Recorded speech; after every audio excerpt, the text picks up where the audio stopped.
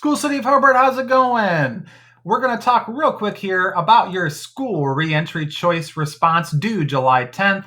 Remember, before you choose, please read through all the information below that will answer many of your questions. This cast also provides a brief explanation of the importance of submitting your response.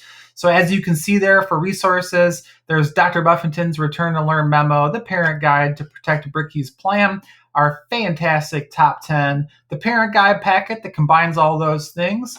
And then obviously you have the response form there for the survey. And then obviously at the last link there would be the full version. So go check those out.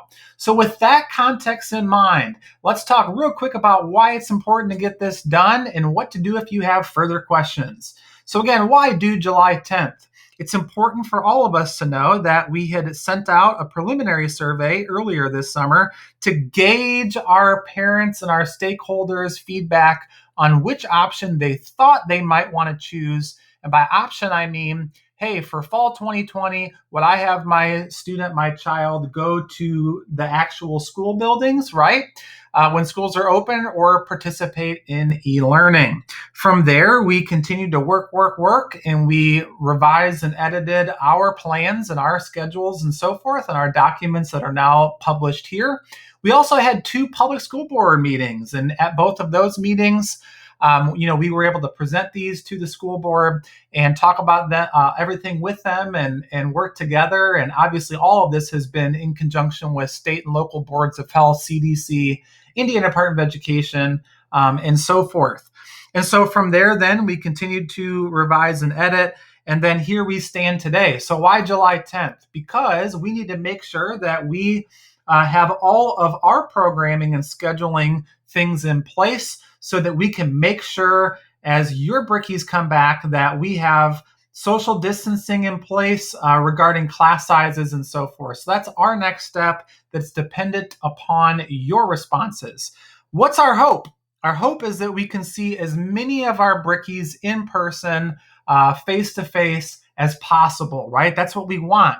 So when healthy and able, we hope that we can see all of your brickies, and those who are healthy and able to come and feel comfortable coming, we hope to see them.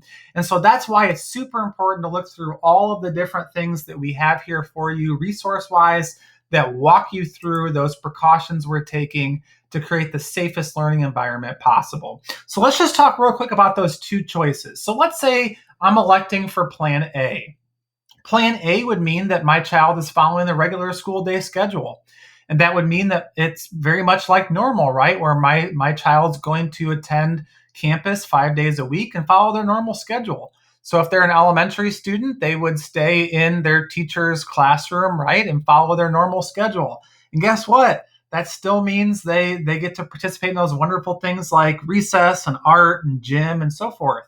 But yes, there's safety precautions. What else does it mean? If I'm a secondary student, I would still go from period 1 with, teacher A to period 2 with teacher B and so forth.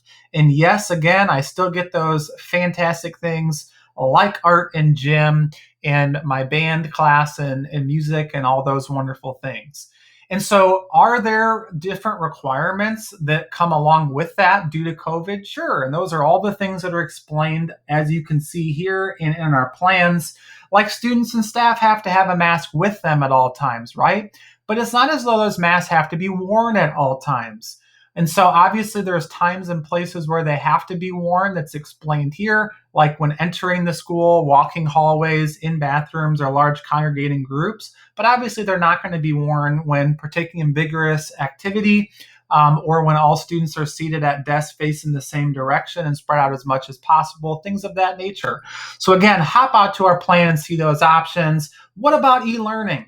If I'm in an e-learning option, I'm still going to attend the regular schedule. So I would still be going from period 1 to 2 to 3, or following along with my teacher at the elementary level. But in doing so, I'm going to be participating in the same exact things through a digital means.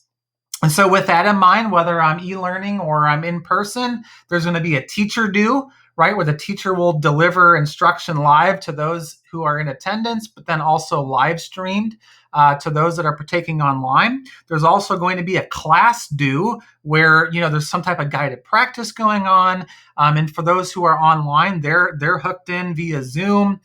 That's not something that's recorded, right? It's live, it's interactive. Students can still raise their hand and so forth virtually. And then there's obviously a student due, right? That independent work, that monitoring of progress. Teachers can use things like GoGuardian to help with the e-learning side of things, just to check understanding and so forth.